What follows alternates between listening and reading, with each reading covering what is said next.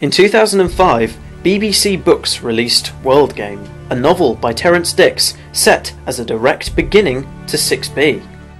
World Game came about in 2005, really as the BBC Books of the classic era were about to bow out because of the new series and everything else.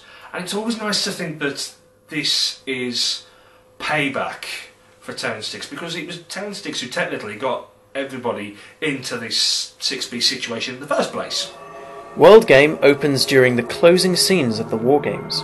The Doctor, however, has been condemned to die.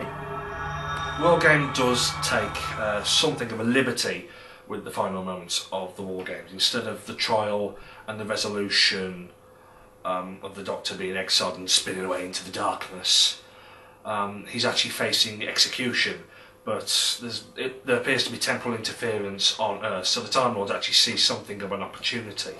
The Time Lords have to investigate, but need someone that they can deny sending. It makes sense of everything that's ever said by the Time Lords or about the Time Lords, and Season 6B ultimately becomes a solid certainty. The Time Lords say, yes, you can live, but you've got to work for us. Do a good job, and we will catch you, commute your sentence to an exile. Fail? Well, officially, we haven't sent you. You're a dead man at any rate, so if you get killed in action, not our problem. Well, that didn't work, did it? And I would naturally think that the Time Lords have actually now got themselves something of a willing accomplice. As World Game drew to a close, the Doctor is offered his freedom.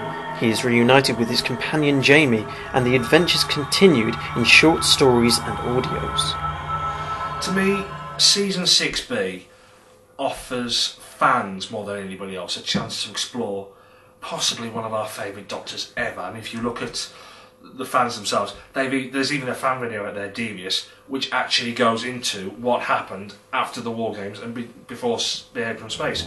What are you, Auriga?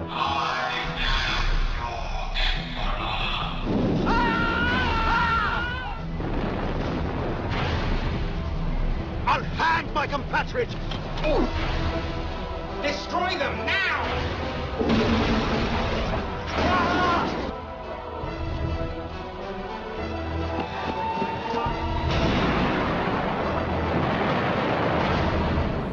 Without Season 6B, that wouldn't have made sense. It would have actually been laughed at.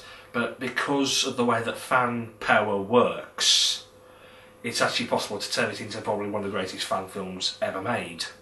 And are there any final thoughts on Season 6B?